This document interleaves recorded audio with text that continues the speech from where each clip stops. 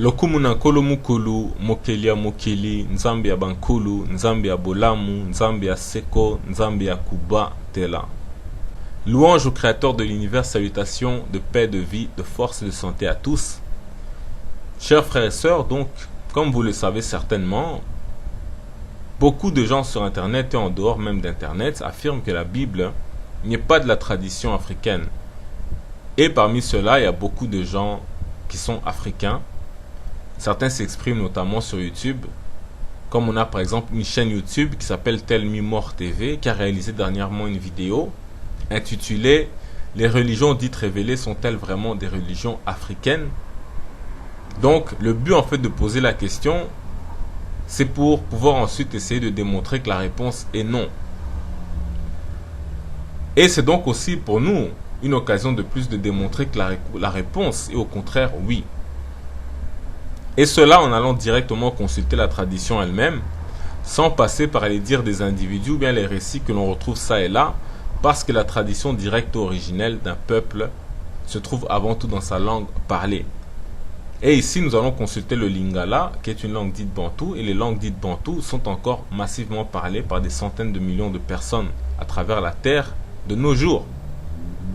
Bien que je ne me rentre pas en fait dans les considérations imposées par les occidentaux qui ont séparé nos langues en langue bantou, nigéro-congolaise, etc. Parce que nous savons que nous avons une tradition commune, un kwankulu commun.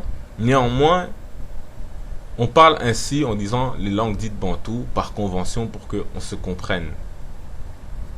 Et donc, dans une série de vidéos, on va voir par les chiffres de 1 à 9 en Lingala que la Bible tire son origine de la tradition ancestrale du peuple originel, le kwankulu, car ces 9 chiffres-là en fait racontent les 9 étapes de la création dans la Bible, dans le livre de la Genèse, et tout cela, surprise, correspond à la tradition de l'Égypte pharaonique qui, comme on le sait, comme on l'a déjà dit, vient aussi du kwankulu. C'est une tradition commune avec la Bible.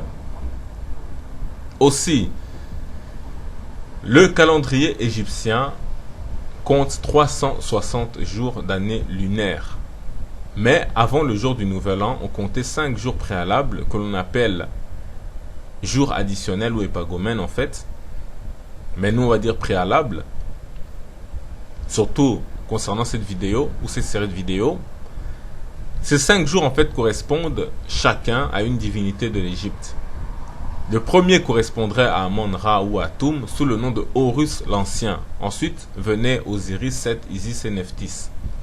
Bien que, il faut dire que d'après le grec Plutarque, Osiris vient en premier, Horus l'Ancien en second. Mais cela déjà ne change pas grand chose car Osiris et Horus ne font qu'un. Ils représentent l'image du dieu invisible Amon-Ra entre guillemets. On dit entre guillemets parce que nous savons très bien que ce sont des conventions égyptologiques qu'on utilise simplement au besoin.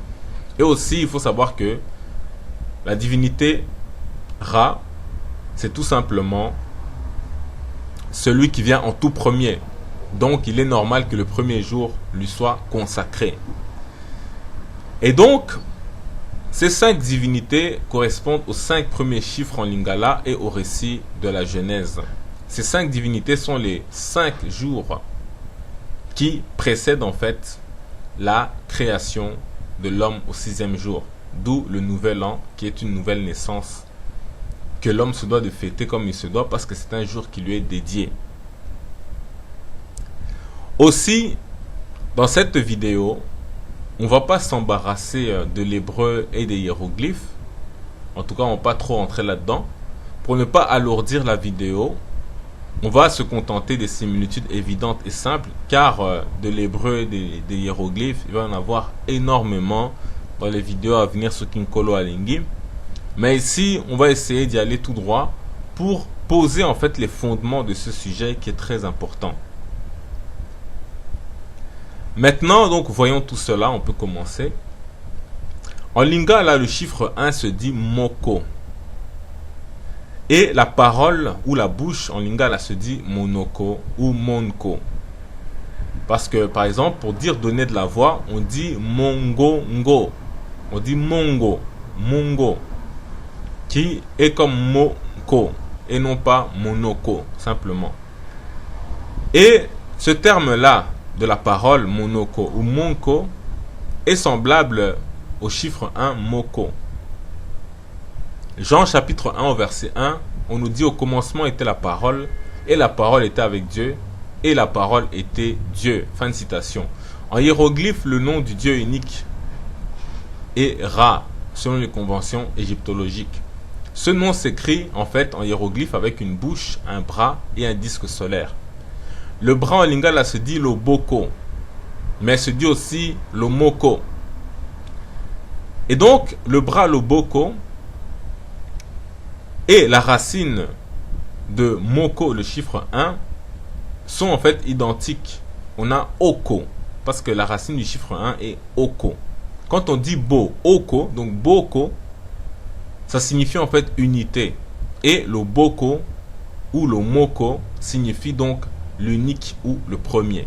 Donc, on va essayer d'expliquer dans une autre vidéo, dans cette série toujours, le rapport qui existe entre le M et le B, d'ailleurs qu'on connaît très bien, qui sont interchangeables et complémentaires. Par exemple, on a Muntu, homme au singulier, au pluriel ça devient Bantu. Donc c'est comme le Boko et le Moko. Donc l'unique. Ra est donc la parole, l'unité, l'unique et le premier. Donc il est Monoko. Il est le boko, le moko. La Bible dit encore dans Genèse chapitre 1 verset 3 à 5, Dieu dit que la lumière soit et la lumière fut. On s'arrête ici un instant pour dire qu'on est dans le registre de la parole monoko, puisqu'il est en train de parler. On dit que il a dit que la lumière soit et la lumière fut. Et au passage, cette lumière-là est appelée or dans la Bible. Mais en fait, c'est une ko ou oko, donc la racine du chiffre 1 et qui vient d'un kolo. Ensuite on continue. Dieu vit que la lumière était bonne, Dieu sépara la lumière avec les ténèbres, Dieu appela la lumière jour, donc entre parenthèses on va dire, donc en fait la lumière porte le même nom que le jour, qui se dit en lingala mokolo, et dedans dans mokolo on a le chiffre 1 moko. On poursuit la lecture. Et il appela les ténèbres nuit, ainsi il eut un soir et il eut un matin, ce fut le premier jour. Fin de citation. Premier jour en lingala, si on voulait traduire ça, on allait dire mokolo ya moko. Mokolo ya lo moko. Donc on entend moko et moko. Ainsi dans la Bible, le premier jour de la création correspond au chiffre 1 moko, à la parole monoko et au jour mokolo. Ainsi, l'unité, le moko et la permutation du jour mokolo. Donc, le moko et mokolo. L'unité, l'unique et le jour mokolo. Le moko et mokolo. En hiéroglyphe, le jour se présente en fait avec les mêmes signes que pour dire Ra. Et comme on sait que le jour se dit mokolo en lingala, donc le nom de Ra est aussi mokolo.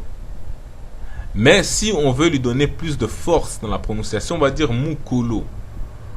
Certes, sa racine est kolo ou nkulu, mais le muku ou moko, c'est encore le chiffre 1. Donc muku, lu, c'est l'unique très haut. Moko ou muku, Nkulu, qui veut dire hauteur très haut, etc.